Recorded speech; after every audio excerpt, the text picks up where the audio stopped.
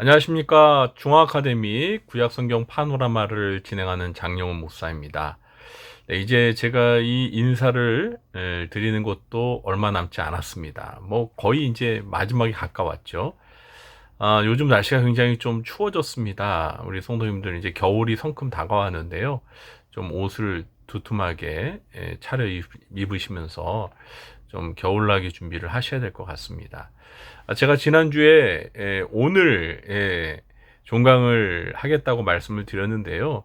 지금 우리가 아직 그 배우지 않은 성경이 4권 남았잖아요. 스바냐, 학개, 스가랴, 말라기. 그런데 4권을 한꺼번에 하려니까 한 번에 안 되겠어요. 그래서 제가 종강을 다음 주로 한 주 연기하겠습니다. 그리고 오늘은 그 4권 가운데 스바냐랑 학개 이 두 성경을 배워보도록 하겠습니다. 자, 그러면 곧바로 준비한 강의 보면서 강의를 시작하도록 하겠습니다. 네, 오늘 살펴볼 성경은 스바냐서와 학개서인데요. 다음 주에 살펴볼 스가랴서나 말라기서도 그렇지만 이 성경들은 평소에 우리들에게 익숙한 성경은 아닙니다. 이 소선지서들은 우리가 뭐 자주 접하거나 또 많이 읽어본 적이 없는 좀 낯선 성경들 있죠. 그래서 그만큼 우리가 이 성경들의 뭐 주제나 그 내용들에 대해서 잘 모릅니다. 저도 개인적으로 이런 성경들을 예배 시간에 설교한 기억이 거의 없는 것 같아요. 그래서 이번 기회에 우리 성도님들과 함께 이 성경들이 어떤 내용을 담고 있는지에 대해서 살펴보도록 하겠습니다. 먼저 스바냐서를 살펴보겠는데요. 이 스바냐서의 저자인 스바냐는 유다 왕 히스기야의 4대 후손입니다.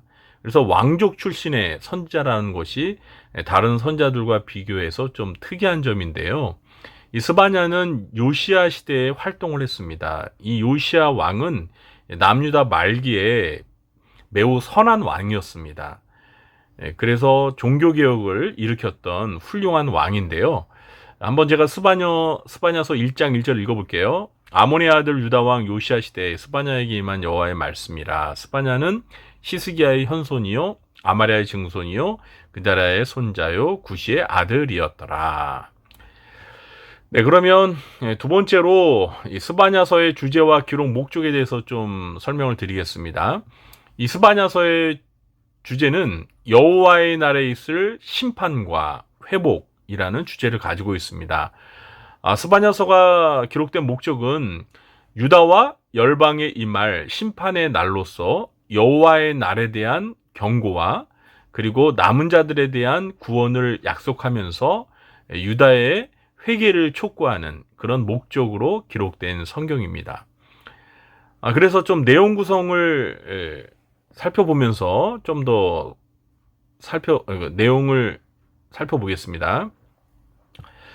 먼저 전체는 그 3장으로 된 매우 그 짧은 성경인데요. 1장이 여호와의 날에 있을 우주적 심판과 유다 심판입니다.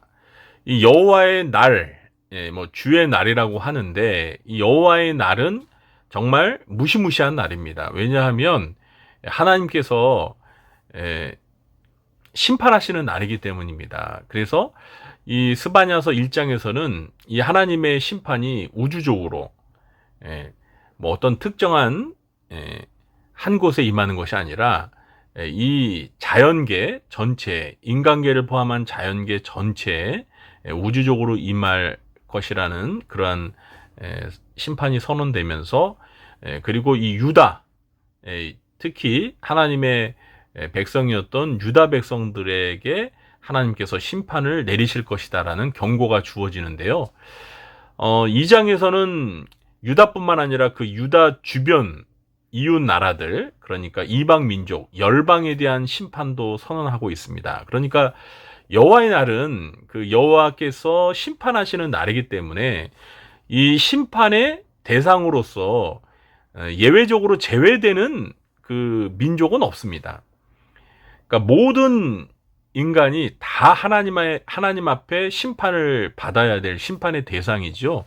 그렇기 때문에 뭐 민족이나 나라로 보았을 때 하나님의 백성인 유다 백성들도 역시 그 심판에서 제외되는 건 아니에요. 그러나 유다뿐만 아니라 그 주변 이방 나라들도 역시 하나님의 심판을 받을 그러한 대상이라는 사실을 강조하고 있고요. 이제 3장에서 이 예루살렘을 향한 심판이 언급이 되면서 이 여호와의 날에 또한 하나님의 구원이 있게 될 것이다라는 또 약속도 주어집니다. 뭐 거듭 제가 말씀드리지만 이 선지서에는요, 두 가지 주제가 항상 맞물려 있는데 하나님의 심판과 함께 또 하나님의 구원 또는 회복이 이 두 가지 메시지가 선지서에는 기본적으로 담겨 있다는 사실, 그 부분 항상 우리가 기억할 필요가 있는데요. 좀 더 자세하게 이 스바냐서의 특징과 교훈을 좀 말씀을 드리면, 앞에서도 말씀을 드렸지만 이 스바냐는 왕족 출신의 선지자라는 거에 그 특이한 점이고요. 두 번째는 여호와의 날에 있을 그 두렵고 무서운 심판을 아주 표면적으로 나타내는, 죄송합니다. 이게 문자가 오면서 잠시 좀 알림 소리가 있었습니다. 그 두렵고 무서운 심판의 그 용어로 등장하는 그 말이 있는데, 진멸하리라, 멸절하리라. 네, 진멸, 완전히 없애겠다라는 거죠. 이렇게 무시무시한 그 표현을 여호와 하나님께서 계속 반복적으로 사용하고 있습니다. 1장 읽어보시면 알 수가 있는데요. 그만큼 여호와의 날이, 두렵고 무서운 날이 다가온다라는 그런 선지자의 경고이죠. 네, 그래서 세 번째로는 이제 유다의 죄악에 대한 심판과 회개를 촉구함으로 요시아의 종교개혁에 영향을 끼쳤을 것이다. 그렇습니다. 이 스바냐 선지자가 활동했었던 그 시기가 요시아 왕 때였잖아요. 요시아 왕이 종교개혁을 일으켰습니다. 그런데 아마도 이 스바냐 선지자가 유다의 죄악들, 그러니까 요시아 왕 이전에 이제 그 므낫세라는 그 남유다의 가장 사악한 왕이 거의 한 50년 넘게 유다를 통치하면서 우상 숭배의 죄가 엄청 만연해 있었거든요. 그래서 그 후유증이 요시아 왕 때까지, 초기 때까지 거의 그런 우상 숭배를 비롯한 그 남유다의 그 심각한 그 정치, 사회적으로, 종교적으로 타락한 그 영향이 요시아 왕이 이제 왕이 될 그 초기에까지 그런 악영향이 있었습니다. 그래서 요시아가 8살의 어린 나이에 왕이 되었지만 나중에 이제 철이 들면서 하나님의 뜻을 깨닫고 이제 종교개혁을 일으키게 되는데, 그렇게 종교개혁을 일으키게 되는 어떤 동기부여가 이 스바냐 선지자가 전한 그런 심판의 경고의 메시지, 그리고 회개를 촉구하는 그런 메시지가 영향을 끼쳤다라고 보는 것이 아마 자연스러울 것 같습니다. 그래서 참 우리가 정말 우리가 살고 있는 오늘날에도 마찬가지인 것 같아요. 이 시대에 죄악이 만연할 때 우리 그리스도인들은, 뭐 저와 같은 목회자들은 침묵하고 있어서는 안 되죠. 이 시대를 향해서, 타락하고 있는 이러한 시대를 향해서 하나님의 어떤 경고, 하나님의 심판에 관한 그러한 외침을 계속 외쳐대야 되죠. 물론 선지자적인 이런 외침에 사람들이 어떻게 반응할지는 모릅니다. 뭐 핍박이 있을 수도 있겠지만 어쨌든 그 교회는 세상을 향해서 정말 빛과 소금의 역할을 감당하기 위해서 세상의 죄악을 끊임없이 고발하고 또 심판을 촉구하는, 그래서 회개하도록 하고 어떤 긍정적인 변화, 어떤 개혁이 일어날 수 있도록 이렇게 그 외쳐야 되는 그런 사명이 있다는 것을 우리가 기억해야 될 것 같습니다. 네 번째는 남은 자들에 대한 구원을 약속하는데요. 이 스바냐 이름의 뜻이 여호와께서 숨겨주신다입니다. 그래서 이 스바냐서에서 그 여호와의 날, 심판의 날인 여호와의 날에 대해서 무시무시하게 강조를 하고 있는데, 열방들과 심지어는 유다 백성들도 그 죄악으로 인해서 이 여호와의 날 때 심판을 받지만, 심판만 받는 것이 아니라 그 심판 중에도 남은 자들은 구원을 받을 것이라는 또 약속이 주어집니다. 그래서 이 스바냐서에서 이 남은 자들은 어떤 자들이냐면요, 그 스바냐서 2장 1절서부터 3절을 보면, 모이기를 힘쓰는 자, 여호와의 규례를 지키는 자, 겸손한 자, 여호와를 찾는 자, 공의와 겸손을 구하는 자는 이 심판이 있게 될 여호와의 날에 여호와께서 숨겨주신다라고 이렇게 약속을 하고 계십니다. 그러니까 그 심판에 희생을 당하지 않고 구원을 받게 된다는 거죠.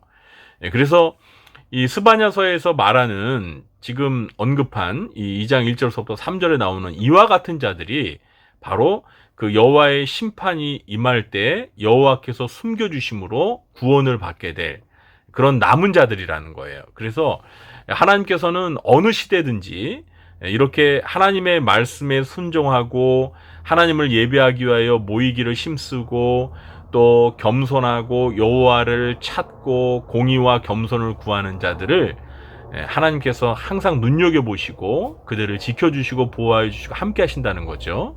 그래서 우리가 이 코로나 시대에 접어들어서 무엇보다도 모이기를 힘쓰는 이게 굉장히 약해졌거든요. 그런데 정말 참 이 코로나 시대를 겪고 그 이후에 포스트 코로나, 그러니까 코로나 이후에 참 한국 교회가 정말 많이 줄었어요. 신자들의 수가 줄었고 출석 수도 많이 줄어들었고 우리 교회도 마찬가지입니다. 근데 우리 성도님들이 정말 이런 때 우리가 더욱더 하나님 앞에 하나님을 간절히 찾고 또 모이기에 힘쓰면서 하나님을 예배하고 이럴 때 더욱 신앙적으로 무장을 해서 더 하나님 앞에 하나님 보시기에 합당한 자가 되어야 하나님께서 은혜를 베풀어 주시고 또 하나님의 그 두렵고 무서운 심판에서 하나님께서 숨겨주시는 그런 은혜를 경험할 수가 있게 되는 것입니다. 그래서 우리가 이럴수록 더 올해 표처럼 더 열심을 내고 더 분발하는 그러한 모습을 하나님 앞에 보이는 것, 이것이 굉장히 중요하다고 생각을 합니다. 이런 스바냐서의 어떤 특징과 교훈을 우리가 우리 삶에, 오늘날 우리의 삶에 적용하는 그런 노력을 해야 한다고 생각을 합니다. 물론 하나만 더 말씀드리면 여기서 말하는 그 여호와의 날이라는 것은 예수님이 재림하실 그 날을 사실 염두에 두고 하는 말입니다. 좀 종말론적인 성격이 있어요. 그래서 물론 이제 그 남유다 말기에 남유다가 죄악으로 인해서 바벨론 제국에 의해서 멸망을 당할 그 날이 또 여호와의 날이기도 하지만 더 멀리 볼 때에는 예수님께서 재림하셔서 종말에 있게 될 그 두렵고 무서운 심판, 최종 심판을 말하는 것이죠. 그리고 또 예수님께서 재림하실 때 이런 심판만 있는 것이 아니라 하나님의 백성들 또 구원하시는 또 구원의 날이기도 하잖아요. 그래서 이 여호와의 날은 그런 이중적인 양면성이 있습니다. 심판의 날임과 동시에 하나님의 백성들, 남은 자들을 구원하시는 구원의 날이기도 한다는 거, 이 부분도 좀 짚고 넘어가도록 하겠습니다. 자, 다음은 학개서입니다. 이 학개서의 저자는 학개인데요. 이 학개는 1차 포로 귀환 때 활동했던 선지자입니다. 1차 포로 귀환은 BC 538년에 있었었는데요. 이 1차 포로 귀환 때, 그러니까 1차 포로 귀환이 있게 된 이제 그 사건의 발단은 이제 바벨론이 이 페르시아 제국에 의해서 멸망을 당하죠. 그러면서 이 고레스 왕이 바벨론의 포로로 끌려왔던 그 이스라엘 백성들, 그러니까 유다 백성들을 본국으로 돌아가라고 이렇게 조서를 내립니다. 그래서 본국으로 돌아가서 여호와의 성전을 건축하라고 그렇게 조서를 내려가지고요. 1차 포로기한 때 이제 스룹바벨이 그 총독이 되어서 유다 백성들을 이끌고 유다 땅 또 예루살렘으로 돌아오게 되죠. 돌아와서 이제 성전을 건축하게 되는데 그 성전 공사가 시작된 지 2년 만에 사마리아의 회방으로 인해서 방해로 인해서 이게 중단이 돼요. 그래서 14년 동안 성전 건축이 중단된 채 방치됩니다. 그래서 학개 선지자가 그러니까 하나님께서 이 학개 선지자를 통해서 여호와의 중단된 성전 건축을 재개하도록 촉구하는 그런 메시지가 이 학개서입니다. 그래서 이 학개서의 주제는 여호와의 성전 건축을 재개하라 이고요. 기로 목적은 1차 포로 기한 이후 성전 건축이 시작되었다가 사마리아의 방해로 중단되었는데 그 중단된 성전 건축 공사를 14년 만에 이제 다시 재개하도록 격려하고 촉구하는 그런 목적으로 이 학개서가 기록되어 있습니다. 내용 구성은 1장은 성전 건축을 재개하도록 촉구하는 내용이고요. 2장은 성전 건축에 대한 하나님의 격려와 또 축복이 기록되어 있습니다. 이 학개서의 특징과 교훈에 대해서 좀 말씀을 드리면 이 학개서는 그 여호와의 말씀이 임한 날짜를 이렇게 기록을 하는 그런 좀 습관이 있는 것 같습니다. 그리고 이 두 번째는 여호와의 성전이 중단되었음에도 방치하고 있었던 그 귀환한 백성들이 자신들의 편의를 우선한 것에 대해서 하나님께서 징벌을 내리시고 책망하시는 그런 내용들이 있습니다.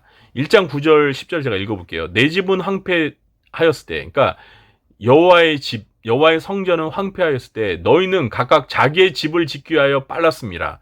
그러므로 너희로 말미암아 하늘은 이슬을 그쳤고 땅은 산물을 그쳤으며 이렇게 이어지는데 유다 백성들이 그 사마리아인들의 그 방해로 인해서 성전을 건축하다가 이제 중단했잖아요. 그러면서 그들은 자기 집, 자기들을 우선시해서 자기 생활을 꾸려가는데 바빴어요. 그러면서 하나님의 성전은 그냥 중단된 채로 그냥 방치되었습니다. 그리고 14년이 흘러갑니다. 그런데 이때 무슨 일이 있었냐면 그 유다 땅에 하나님께서 그 먹을 것이나 이런 어떤 그 자연 환경에 하나님께서 재앙을 내리셔서 유다 백성들이 먹고 사는데 어려움을 끼치게 하셨습니다. 그러니까 이것은 하나님의 그 성전을 방치하고 자기들의 이익을 먼저 챙기는 그런 모습을 보면서 하나님께서 이스라엘 백성들이 정말 우선순위에 있어서 하나님을 우선하지 아니하고 자기를 먼저 우선하는 이런 그런 태도에 대한 하나님의 징계라고 볼 수가 있는 거죠. 그래서 이 학개서의 그 중요한 메시지는 마태복음 6장 33절 너희는 먼저 그의 나라와 그의 의를 구하라. 그리하면 이 모든 것을 너희에게 더하시리라. 그러니까 우리 삶의 우선순위가 우리보다 먼저 하나님이라는 사실.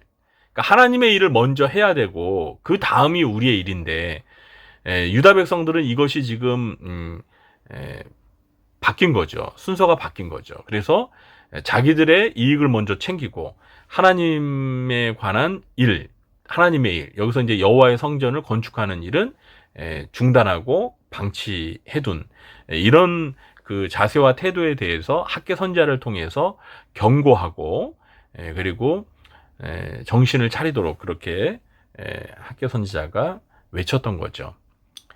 우리도 이런 그 교훈을 마음에 새기고 우리 삶 가운데 하나님의 일을 먼저 우선시하는 자세가 굉장히 필요합니다.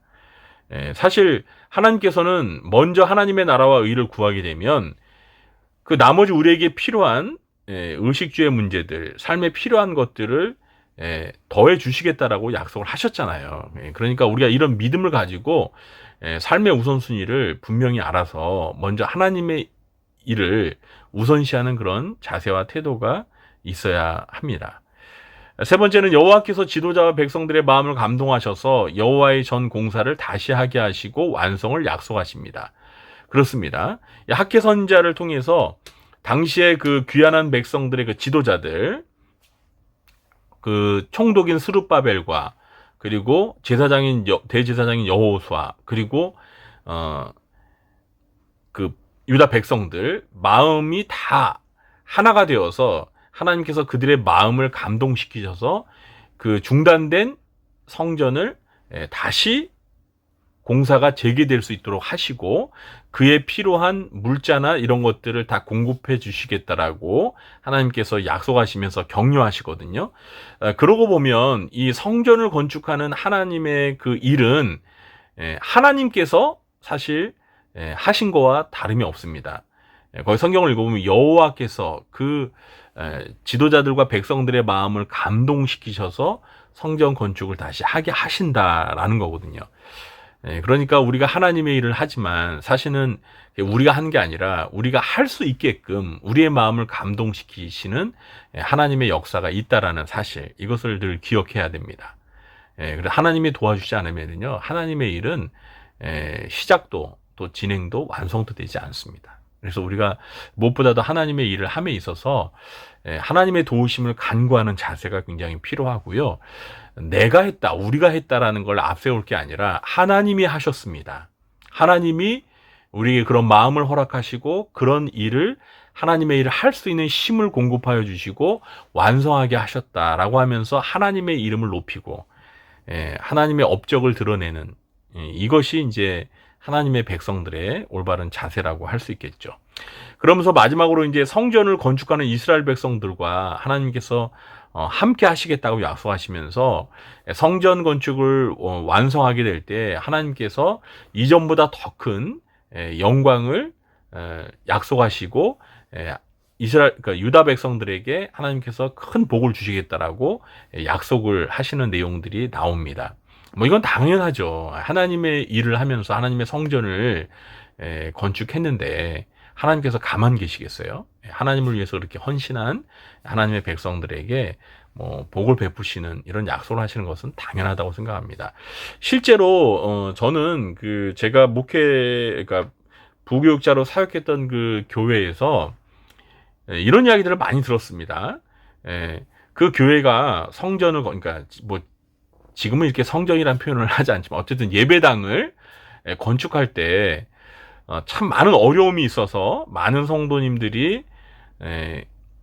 건축 헌금도 많이 작정하시고, 또 심지어는 중직자들 가운데서는 뭐 집 문서를 저당으로 잡히기도 하고, 왜냐하면 은행에서 대출을 받으려면 그런 일들을 해서 정말 물질적으로 많은 헌신을 했는데 나중에 그 교회 예배당이 건축이 되고 그 이후에 하나님께서 그렇게 헌신한 많은 성도들의 가정과 또 그 직장과 생업에 물질적인 축복을 많이 주셨다라고 그런 고백을 하는 걸 제가 직접 많이 들었습니다.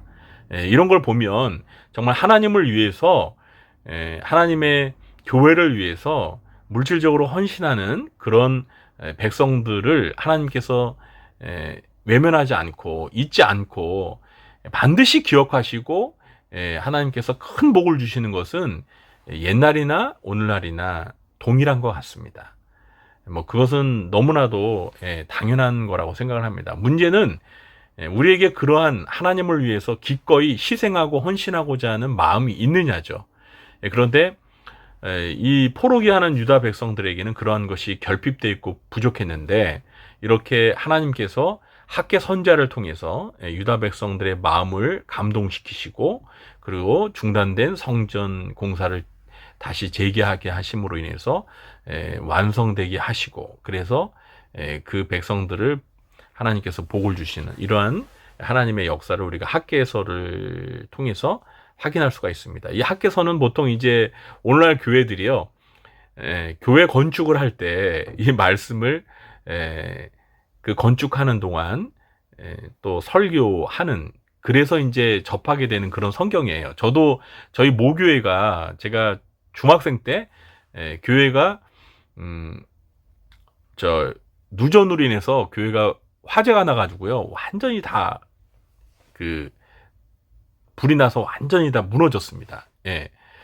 그래서 그때 이제 그 목사님께서 그러니까 성전 건축을 위해서, 교회 건축을 위해서 이 학개서의 말씀을 여러 차례 이제 설교를 하시더라고요. 그래서 사실 저는 이 학개서를 중학교 때 배웠어요. 그래서 성전 건축이 주제고, 그래서 비록 이 2장밖에 안 되는 짧은 성경인데, 비교적 일찍 어린 나이에 이 학개서를 접했었죠. 그렇습니다. 이 학개서의 내용이 어쨌든 그렇다라는 거 여러분들이 좀 기억하시고요. 오늘 스바냐와 학개 2개의 성경을 배웠는데 어떠셨습니까? 잘 이해가 되셨습니까? 네, 그렇습니다. 하여튼 네, 오늘 여기까지 스바냐 학개 마치고요. 다음 주에 이제 스가랴 그리고 말라기 남은 2 성경을 가지고 다시 찾아뵙도록 하겠습니다. 오늘 이 성경 전체가 5장밖에 안 됩니다. 네, 3장, 2장. 그러니까 이 방송 들으시고 꼭 한번 개인적으로 읽어보시고 오늘 하루 마무리하셨으면 좋겠습니다. 네, 들어주셔서 감사합니다. 저는 물러가겠습니다.